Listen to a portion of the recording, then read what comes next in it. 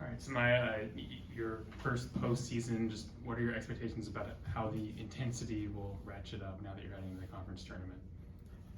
I hope that we go into the tournament just dominant. You know, we're on a great stretch, and I feel like it'll be really beneficial to us to go as deep as we can in this tournament. So Maya, what's it been like this season to play with Tiana, just the player she is, the person she is?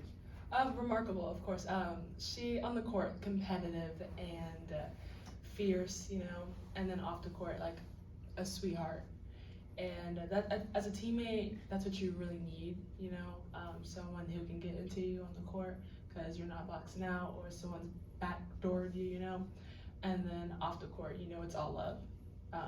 Just amazing, everything she's done to blocking shots, being our help, you know, because she's our protector in the paint, you know, and you know, really relying on her, and she knows that we really do need her. Samara, you're coming off that career high against Oklahoma, beating the Big 12 champs in your final game of the regular season. How do you think that sets you up for the postseason, not only the conference tournament, but with the chance to return to the NCAA tournament this year? If anything, it's gonna be harder, you know. I feel like that's not overlooked. Therefore, I'll have the best defender on me probably, you know. But that doesn't really dictate anything because my teammates are just as good, and I feel like we can again make a run anywhere we go. Samaya, you kind of hit on it Saturday, but what's it going to be like being Kansas City, you know, only 20, 30 minutes away from home? What's that going to be like? Is there going to be a big turnout for you expected? I'm not sure, honestly. All I do is focus on the game. I'm not texting my family and talking about some, hey, are you going to my game? You know, if they show up, they show up. I'm sure I'll have many high school fans that I had and my high school teammates or anyone who shows out, but I think it's cool, you know, that it's in Kansas City, and I love that for me as well, but I'm really just focused on winning. Samaya, whenever you're out there on the court, you always play with a big smile on your face. How do you think that positivity has helped you through your freshman season and adapting to the Big 12? Yeah, for some reason, I just think everything's funny. You know, I foul, I did not mean to, you know, and it's just like next play. I've always been a smiley person on the court, and it's funny because I'm so aggressive. So I smile and I'm like, I pushed the girl out the way, but like I didn't mean to, but get out of my way, you know? So you've now played a full season at this level. What's maybe something that surprised you the most playing at this level compared to playing at the high school level? Just the competitiveness. Everyone on my team has a willingly drive to win. That's not really likely in high school because you often have a lot of soccer players in the team, softball, and they are used to winning in their sport, but they don't have that deep desire and the love for the game that I did, I guess. But yeah, just the competitiveness. Everyone wants to win. Everyone is going for loose balls, and the little things matter, and you can really tell that people understand that in this league. Samaya, you might be the biggest freshman star since Lynette, which is not fair to make any comparisons to someone like that, but you also kind of have that personality that she referred to. What is it like to, you know, bring out the comparisons of one of the greatest players in the history of the game?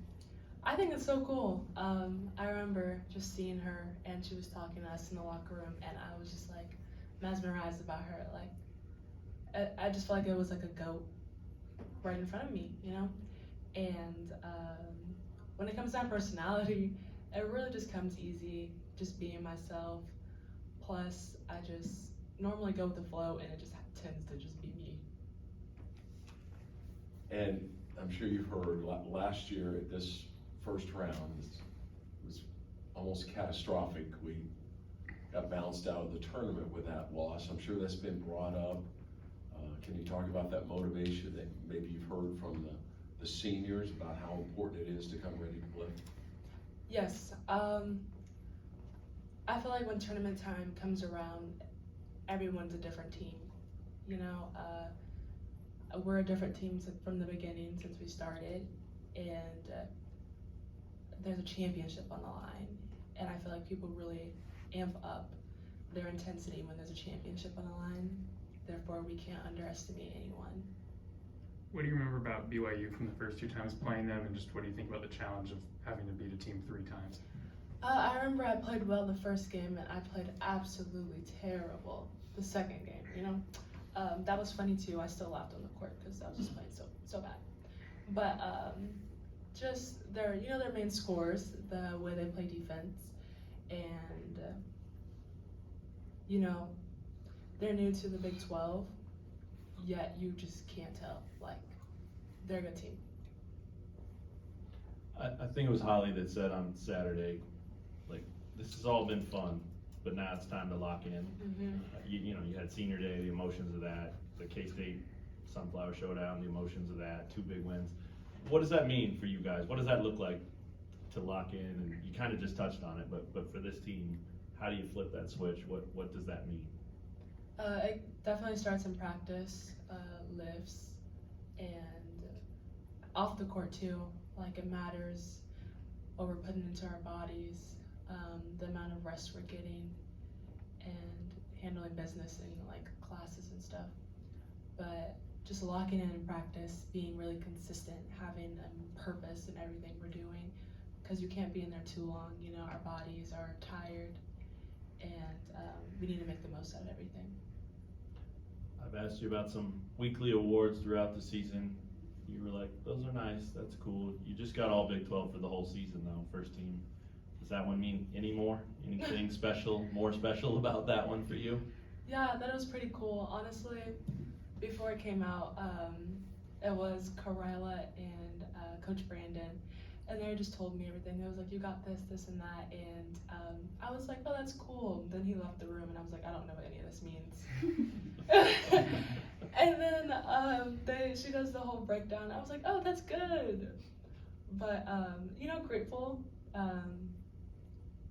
I am doing a good job, I guess, but it's just not over. There's more to come, and there's more things that we need to finish. All right, thanks, Mike. Okay.